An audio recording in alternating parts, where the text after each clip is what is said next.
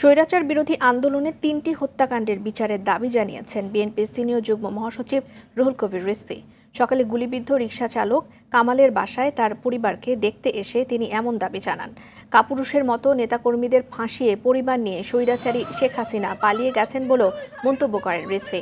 এদিকে রাজধানী সহ সারা দেশে বিভিন্ন থানা ওয়ার্ডে অবস্থান কর্মসূচি পালন করছে বিএনপি, ছাত্রদল, স্বেচ্ছাসেবক দল, যুব দল সহ সহযোগী সংগঠনের নেতাকর্মীরা।